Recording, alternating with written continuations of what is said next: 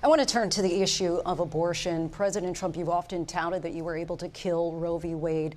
Last year, you said that you were proud to be the most pro-life president in American history.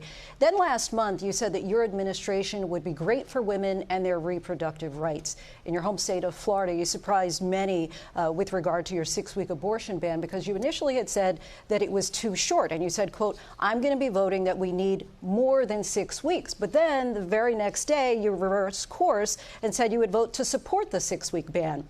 Vice President Harris says that women shouldn't trust you on the issue of abortion because you've changed your position so many times. Therefore, why should they trust you? Well, the reason I'm doing that vote is because the plan is, as you know, the vote is, they have abortion in the 9th month.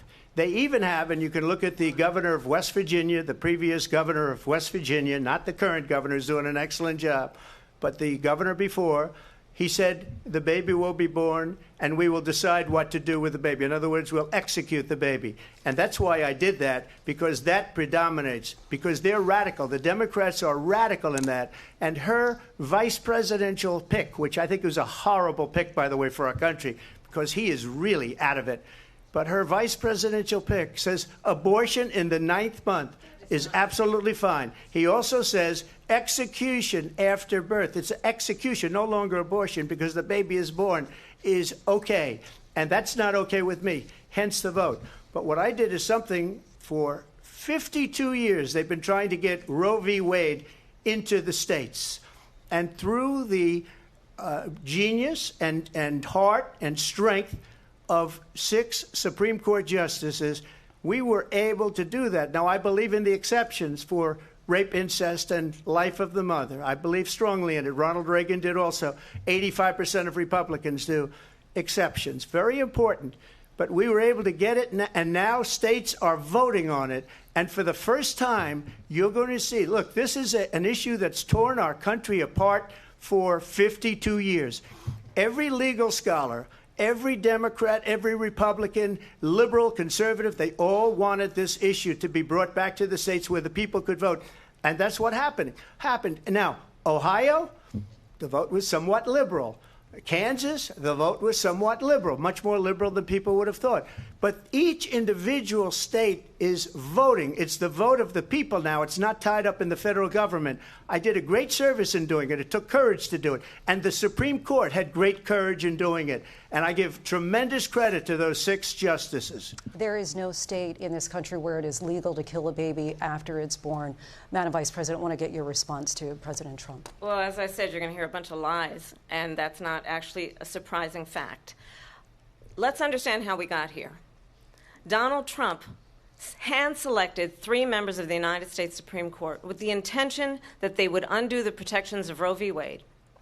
And they did exactly as he intended. And now in over 20 states, there are Trump abortion bans, which make it criminal for a doctor or nurse to provide health care. In one state, it provides prison for life.